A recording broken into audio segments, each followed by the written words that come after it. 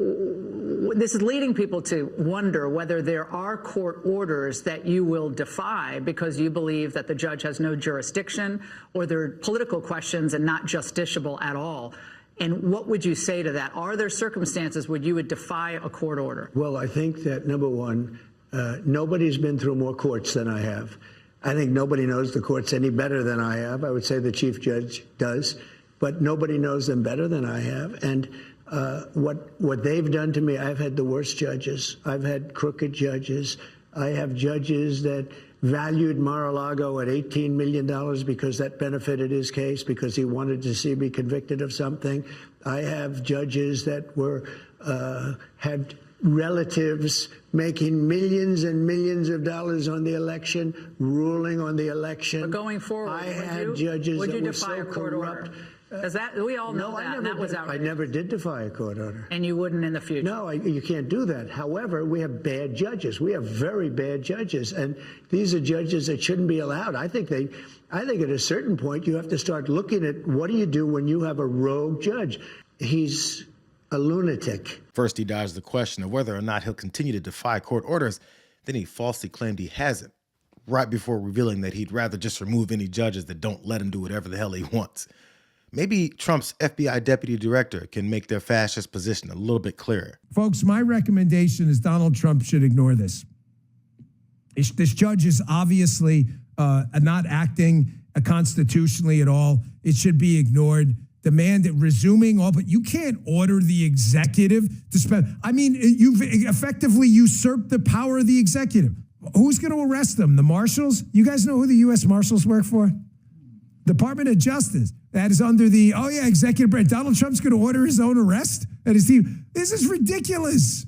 Who's going to arrest him when he's got the DOJ and the marshals working for him, he says. So is it fascist yet for the deputy director of the FBI to shrug off judges and court orders because the guy in the White House wants to take whatever illegal action he wants? At least it's clear why Bongino's still doing a propaganda talk show against the rule of law instead of his job of protecting the Constitution. It's because they don't believe in it. Fighting back by appealing, fighting back by using the full weight of the White House counsel's office and our lawyers at the federal government who believe that this injunction is entirely unconstitutional. And it is for anybody who has a basic understanding of the law. You cannot have a low-level district court judge filing an injunction to usurp the executive authority of the President of the United States. That is completely absurd. And you have these lower-level judges who are trying to block this president's agenda. It's very clear. And as I just cited, I was appalled by the statistic when I saw it this morning. In 1 month, in February, there have been 15 injunctions of this administration in our agenda. In 3 years under the Biden administration, there were 14 injunctions. So it's very clear that there are judicial activists throughout our judicial branch who are trying to block this president's executive authority. We are going to fight back. All of these injunctions have always been unconstitutional and unfair. They are led by partisan activists who are trying to usurp the will of this president, and we're not going to stand for it. Maybe the fact that the felonious president has had more injunctions from judges in a couple of months than Biden had in 4 years is because he keeps breaking the damn law. This constant drumbeat of propaganda against the rule of law is being carried out for the sole purpose of convincing enough people to believe that the Constitution gives the president authoritarian powers over the other branches of government. They think their whiteness, coupled with their angry tones and raised voices, is more convincing than the facts. John Roberts says it's not appropriate. It's not an appropriate response to when you disagree with a judge. And it is really a surprise to me that Trump doesn't follow the appropriate protocol when there are rapists and murderers invading our country. Maybe a guy in a robe in D.C. can follow all the protocols, but Trump is the effing president of the United States who protects 300 million plus people. He is a leader who does not have the luxury of opening up his little books to read, oh my God, maybe he didn't do it the right way. Roberts, shut the F up. This is something that a president has to do. He has to do this. Go ahead, be on the wrong side. Be on the side of rapists and murderers. Again, you're like the chick who dates somebody on death row, except now you want to bring him home to your parents.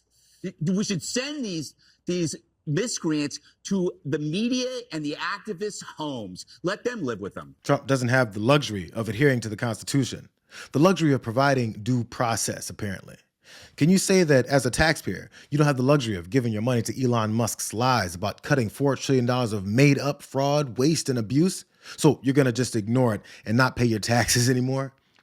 I don't have the luxury of watching my money go to Benjamin Netanyahu's ongoing genocidal attacks on Palestinian children. So I'm just going to withhold my federal taxes. They won't stand for it because only the fascist leader and whoever he enables gets to defy the law for their own purposes. I wonder what Americans think about the Republican Party's stance on defying courts. The American people do not want Trump to defy court rulings, all right? You rarely see numbers like this. Should Trump follow court rulings? Look at this. 84% of all adults, that's near uniformity in this day and age. Wow. You rarely ever see 92% of Democrats, 82% of independents, 79% of Republicans agree on anything. But they do agree on this. They may disagree over Donald Trump, but they all agree that he must follow court rulings. To cross that Rubicon is a big no-no in the eyes of the American public.